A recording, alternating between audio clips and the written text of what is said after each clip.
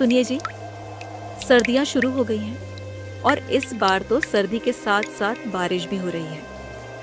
घर की छत का तो आप जानते ही हैं ना, पानी आता है। हाँ भाग्यवान, इस बार ठंडी कुछ ज़्यादा ही पड़ने वाली है, क्योंकि गांव के चौपाल पर लोग बोल रहे थे कि इस बार सर्दी के साथ साथ भयंकर बारिश भी होने वाली है। अजी, ऐसा हुआ तो हमारा क्या होगा? छत के साथ साथ घर की खिड़कियां भी टूटी हुई है, ठंडी हवा सीधी अंदर आती है। आप कुछ कीजिए ना। हाँ सरला, मैं कुछ करता हूँ। मालिक के पास जाकर देखता हूँ, वे अगर कुछ मदद करेंगे तो मैं घर की छत और खिड़कियाँ ठीक करवा दूंगा। ठीक है?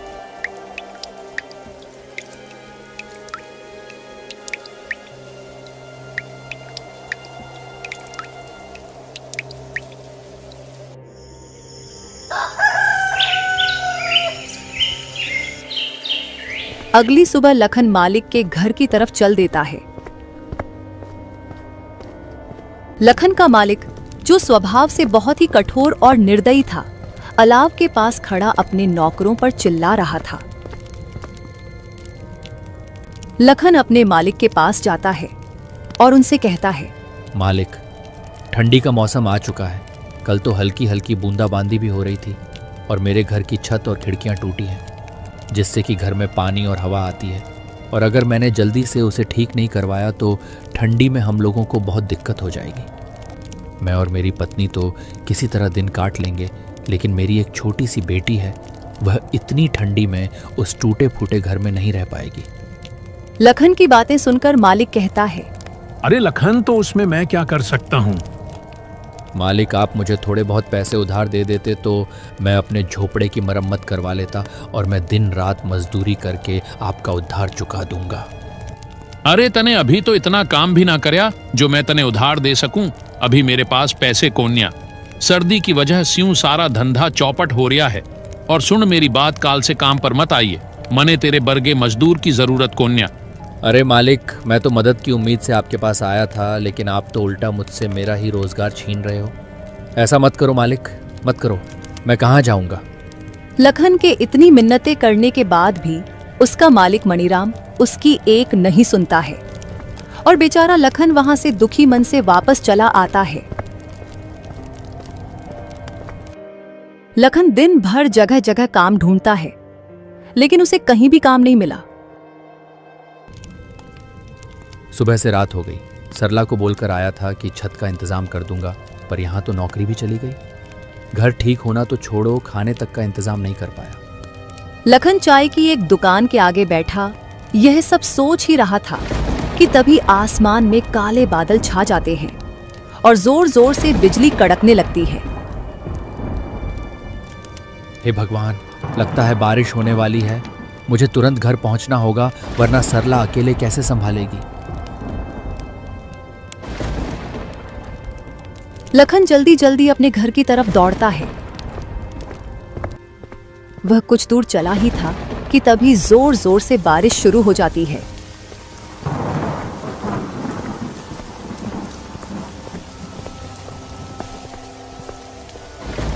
हे ऊपर वाले, ये कैसी परीक्षा ले रहे हो? पहले क्या आपको हमारे दुख कम लग रहे थे, जो ऊपर से ये बेमौसम की बारिश और शुरू कर दी?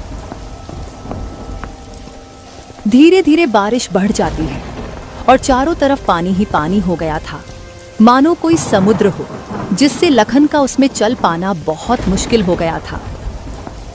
वह एक पेड़ के नीचे रुक जाता है और बारिश के थमने का इंतजार करता है। हे भगवान, एक तो इतनी ठंडी और ऊपर से ये तेज बारिश। मेरे तो हाथ पैर सुन्न पड़ रहे हैं। इतने पानी में चल पाना भी मुश्किल हो गया है और घर पर बेचारी सरला अकेली परेशान हो गई होंगी। लखन काफी देर तक उस पेड़ के नीचे बारिश के रुकने का इंतजार करता है, लेकिन बारिश थी कि रुकने का नाम तक नहीं ले रही थी।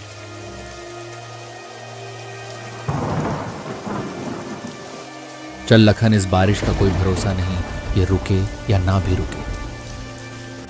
इतना कहकर लखन उस तेज बारिश में घर के लिए चल पड़ता है।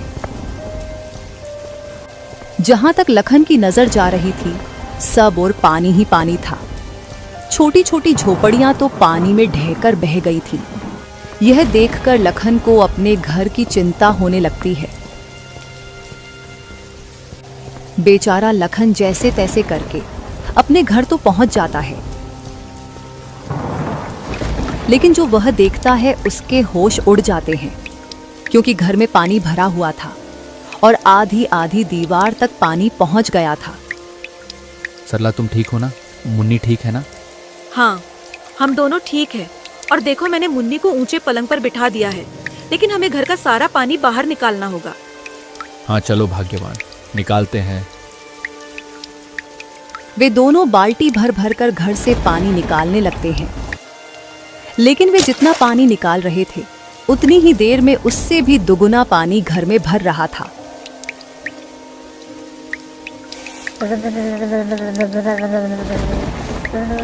माँ, बापू, ये पानी तो बढ़ता ही जा रहा है। मुझे बहुत डर लग रहा है। अरे मुन्नी, मेरी बच्ची, तुम डरो मत, सब ठीक हो जाएगा। सरला अपनी बेटी को दिलासा दिलाती है, और वे बेचारे इस समय कर ही क्या सकते थे।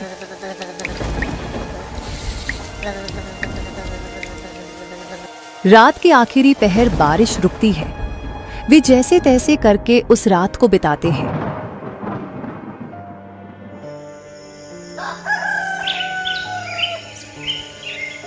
अगली सुबह लखन कुछ लकड़ियां और खाने पीने का इंतजाम करता है, क्योंकि रात वाली बारिश में उनके राशन का सारा सामान बह गया था। उन लकड़ियों से लखन अलाव जलाता है तो उन्हें ठंड से थोड़ी बहुत राहत मिलती है। ये बारिश का सिलसिला यूं ही कुछ दिन तक जारी रहता है। रोज रोज सरला और लखन को घर का पानी निकालना पड़ता।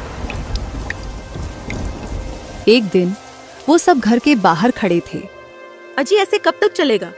ये हर रोज बारिश का पानी भरने से घर पूरा खोखला हो गया है। अब कर भी क्या सकते हैं भाग्यवान, कोई और रास्ता भी तो नहीं है। वे दोनों आपस में बातें कर ही रहे थे कि तभी अचानक से जोर का तूफान आया और बारिश शुरू हो गई।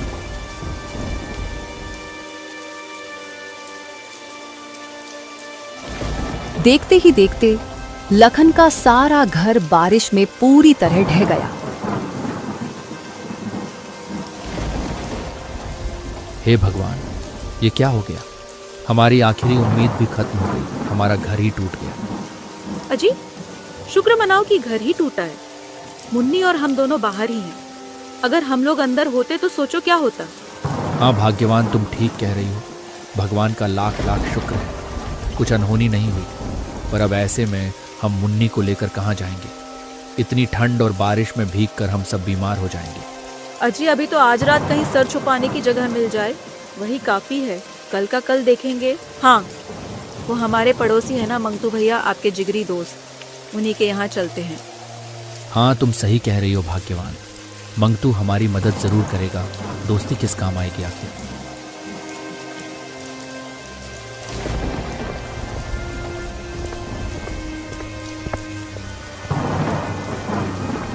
वो दोनों अपनी बेटी को लेकर मंगतू के घर के तरफ उस तेज बारिश में चलते हैं और मंगतू के घर का दरवाजा खटखटाते हैं।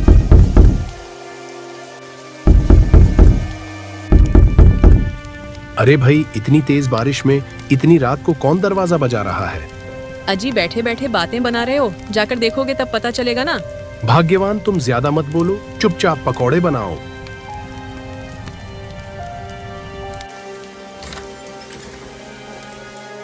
अरे लखन, तू पूरे परिवार के साथ इस समय यहाँ? सब ठीक तो है ना? अरे कुछ ठीक नहीं है मंगतू भाई। तेज बरसात की वजह से हमारा घर ढह गया है, सड़क पर आ गए हैं हम लोग। बीबी बच्चों को लेकर कहाँ जाता, इसलिए यहाँ आ गया। आज की रात क्या हम तेरे घर में रुक सकते हैं? देख भाई लखन, दोस्ती यारी अपनी जगह ठीक है, मैं तुझे रख भी लूं, पर तेरी भाभी कभी नहीं मानेगी। और वैसे पूरा परिवार एक साथ माफ करना भाई, मैं नहीं रख सकता। तू कैसी बात कर रहा है मंगतू?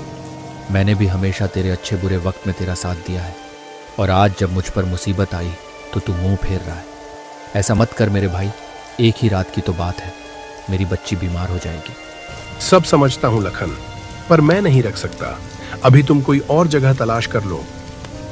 लखन कुछ और बोल पाता, उससे पहले ही मंगतू ने उसके मुंह पे दरवाजा बंद कर दिया। ये लो जी, पकोड़े खाओ। कौन था दरवाजे पर? अरे भाग्यवान, वो लखन और उसका पूरा परिवार था। उसका घर टूट गया है, इसलिए यहाँ रुकने को आया था। मैंने बाहर का रास्ता दिखा दिया। अजी, लखन तो आपका अच्छा दोस्त है ना। उन्होंने हमारी कितनी बार मदद करी है। आपने ये ठीक नहीं किया जी। अरे, मैंने कोई धर्मशाला खोल रखी है क्या जो हर किसी को रख लूं? और कैसा दोस्त? अब उसके पास ना घर रहा ना कुछ और, तो वो मेरे किस काम का? मैं दोस्ती तभी तक रखता हूं जब तक सामने वाले से फायदा हो। भगवान से डरिए जी, वक्त बदलते देर नहीं लगती। कहीं ऐसा ना हो ये आपके बड़े बोल आप पर ही भारी पड़ जाए। अरे भाग्यवान, ऐसा कुछ नहीं होता। ये लो पकौड़े खाओ, बड़े ही स्वादिष्ट बने हैं। उधर मंगतू बरसात के मजे ले रहा था तो वही लखन का परिवार तेज बारिश में बीच सड़क पर भीग रहा था।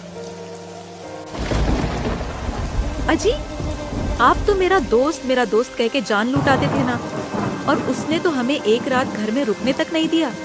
अरे भाग्यवान, वही तो बात है ना। बुरे वक्त में ही पता चलता है कि कौन अपना है कौन पराया। लेकिन मंगतू से मुझे ये उम्मीद नहीं थी।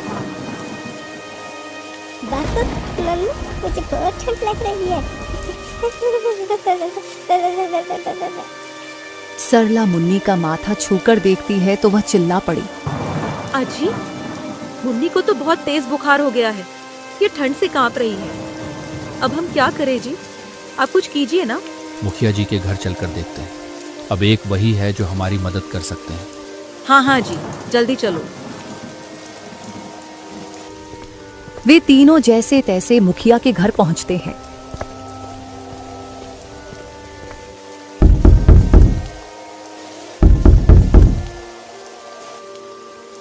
हाँ भाई, लखनऊआ बोल का हुआ? कैसे नाना हुआ? इतनी रात में काहे कुंडी बजावत है? मुखिया जी, वो बारिश से मेरा पूरा घर टूट गया। मैं बेघर हो गया हूँ, मेरी मदद करो। आज रात अपने घर में ठहरने दो। क्यों भाई, मैंने तुम लोगों का ठेका ले रखा है क्या? पता नहीं तुम लोग कहां से चले आते हो मुंह उठाकर। मुखिया जी, आप गांव के कर्ता धर्ता है। अगर बुरे समय में आप ही हमारी मदद नहीं करेंगे तो और कौन करेगा भला?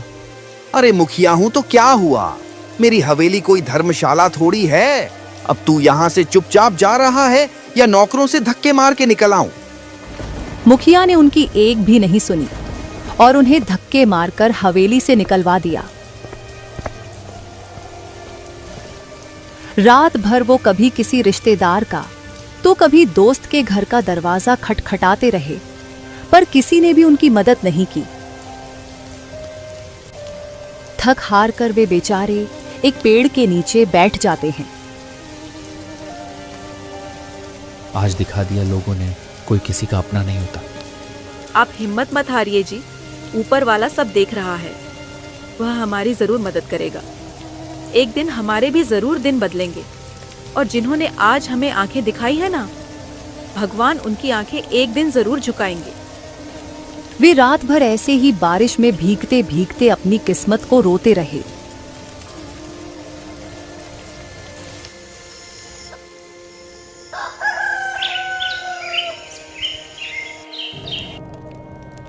भाग्यवान, तुम यहीं पेड़ के नीचे मुन्नी के साथ रहना। मैं कुछ खाने पीने का इंतजाम करके आता हूँ। अच्छा जी, ठीक है, पर जल्दी आना।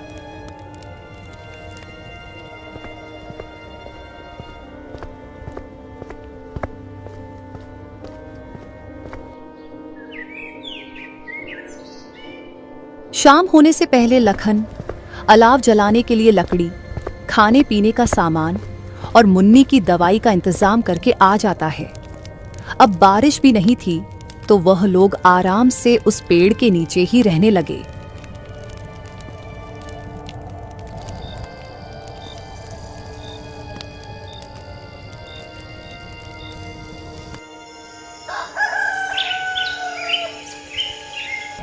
एक सुबह लखन का दोस्त मंगतू वहां से गुजरता है।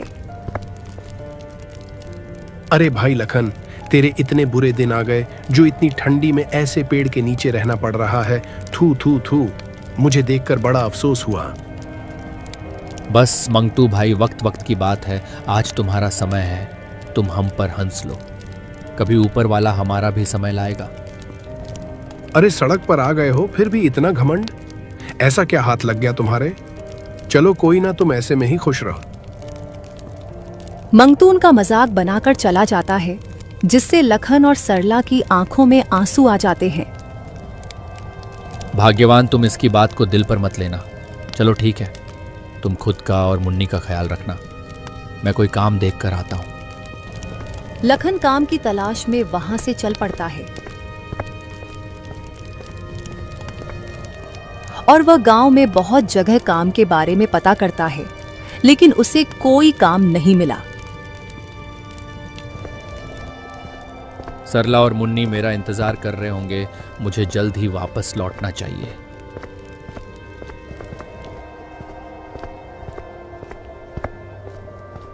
जैसे ही लखन वापस लौट रहा था तो वह देखता है कि गांव के चौपाल पर लोगों की भीड़ लगी है। अरे भाई, क्या बात है? आज यहाँ ये इतने लोग इकट्ठे क्यों हो रहे हैं? भाई, वो बीकानेर वाले अमीर सेठ माणक चंद है ना, वो गरीबों को ठंड में खाना और कंबल बांट रहे हैं। जाओ जाओ, तुम भी ले लो। ये सुनकर तो लखन के शरीर में जैसे नई जान आ जाती है। वह झट से लाइन में खड़ा हो जाता है और सेठ माणक चंद से भोजन का पैकेट और कंबल लेकर वह फूला नहीं समाया। भगवान आपका भला करे सेठ जी, आपने गरीब की मदद करी। उस दिन लखन की खुशी का ठिकाना नहीं था। वह कंबल ओढ़ता है तो उसे ठंड से राहत मिल जाती है। वह भगवान का धन्यवाद करते हुए तेज कदमों से अपने परिवार की तरफ चल पड़ता है।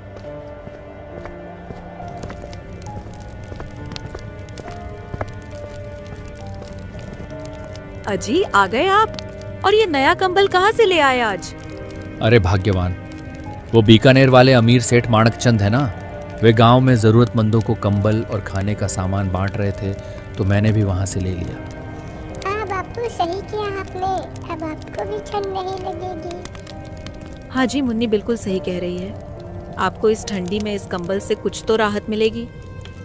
लखन और सरला आपस में यह सब बातें कर ही रहे थे कि तभी उनके पास एक बूढ़ा आदमी आता है। अरे बेटा, मैं 2 दिन से भूखा हूँ, मैंने कुछ नहीं खाया है, कुछ खाने को मिलेगा? हाँ हाँ, क्यों नहीं बाबा, आओ बैठो। लखन को जो सेठ से थोड़ा बहुत खाना मिला था, वह अपनी और अपने परिवार की परवाह किए बिना उस बूढ़े आदमी को दे देता है।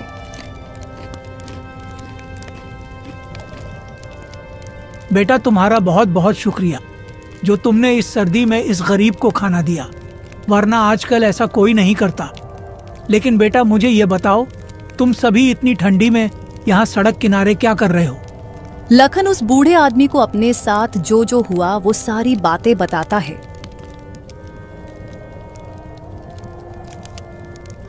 अरे बेटा, तुम्हारे साथ तो बहुत बुरा हुआ, माफ करना। मैंने तो तुम्हारा सारा खाना भी खा लिया। अब इतनी ठंडी में तुम लोग क्या खाओगे? अरे बाबा जी, कोई बात नहीं, मदद करना तो हमारा कर्तव्य है। अरे बेटा, मैंने आज तक तुम जैसा निस्वार्थी आदमी नहीं देखा। तुमने अपनी और अपने परिवार की परवाह किए बिना मुझे भोजन दिया। मेरे पास तुमको देने के लिए ज्यादा कुछ तो नहीं है। इतना कहकर वह बूढ़ा आदमी अपनी झोली में से एक पोटली निकालकर लखन को देते हुए कहता है, बेटा, तुम दिल के बहुत अच्छे हो। ये लो, मेरी तरफ से एक छोटी सी भेंट, और इस गरीब का तुम्हें आशीर्वाद है। तुम जिस चीज को भी छू लोगे वह लोहे से भी मजबूत हो जाएगी। इतना कहकर वह बूढ़ा आदमी वहां से चला जाता है।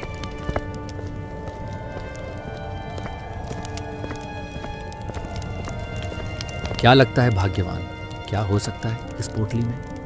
अजी, वो बूढ़े बाबा तो बहुत ही गरीब लग रहे थे देखने में। वो भला हमें क्या ही दे सकते हैं? खोलकर देखते हैं, तभी पता चलेगा। फिर लखन और सरला उस घड़े को खोलकर देखते हैं तो उसमें बहुत सारे सोने के सिक्के थे। लखन और सरला की खुशी का तो कोई ठिकाना नहीं था। अरे बाप रे, इतने सारे सोने के सिक्के! हाँ सरला, मुझे तो लगता है वह बूढ़े बाबा कोई साधारण इंसान नहीं थे। हाँ जी, सही कहा आपने। लगता है भगवान ने हमारी सुन ली। अब उनके दुख के दिन समाप्त होने वाले थे।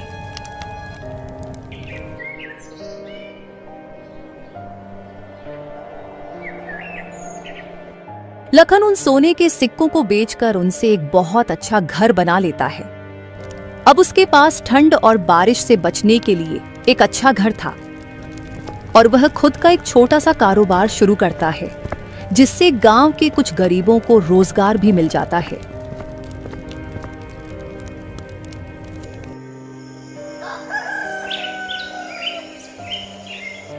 कुछ दिन बीत जाते हैं। वो कहते हैं ना, समय बदलते देर नहीं लगती। एक दिन अचानक आसमान में काले बादल छा जाते हैं और हवाओं के साथ जोर जोर से बिजली कड़कने लगती है और देखते ही देखते भयंकर बारिश शुरू हो जाती है।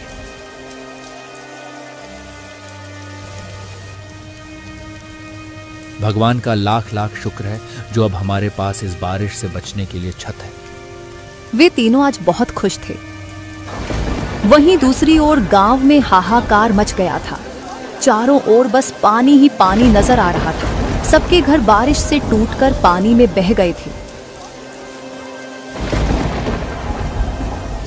सेठ मणिराम, जिसका घर गांव में सबसे मजबूत था, वह भी इस बारिश में धराशायी हो गया था। मेरी तो इतनी मजबूत हवेली थी, वो भी ढह गई। हे भगवान, यह कैसा कहर है। तभी वहां एक दौड़ता हुआ आदमी आया और बोला, अरे सब लोग लखन के घर चलो रे, अब केवल उसका ही घर बचा है। जल्दी चलो, नहीं तो हम सब लोग यहाँ डूबकर मर जाएंगे। चलो चलो। सब लोग इकट्ठा होकर लखन के घर पहुंचते हैं। वे सब लोग देखकर हैरान हो जाते हैं, क्योंकि गांव के सबसे मजबूत से मजबूत घर भी टूट चुके थे, लेकिन लखन का घर अभी भी इस भयंकर बारिश और बाढ़ में सीना ताने ज्यों का त्यों खड़ा था। लखन उन सभी को अपने घर में शरण देता है। वे सब आज बहुत शर्मिंदा थे, क्योंकि उनमें से किसी ने भी लखन के बुरे वक्त में उसका साथ नहीं दिया था। मुझे माफ कर दो लखन भाई, मैंने बुरे वक्त में तुम्हारी मदद नहीं करी। माफ कर दो मुझे। माफ कर दो। सब लोग लखन से माफी मांगते हैं। उन्होंने लखन के साथ बहुत गलत किया था, फिर भी वह सबको माफ कर देता है, क्योंकि वह बहुत नेक दिल इंसान था। कोई बात नहीं, मैंने आप सभी को माफ किया, लेकिन कभी भी किसी गरीब और असहाय के साथ ऐसा गलत नहीं करना चाहिए, क्योंकि ऊपर वाला सब देखता है।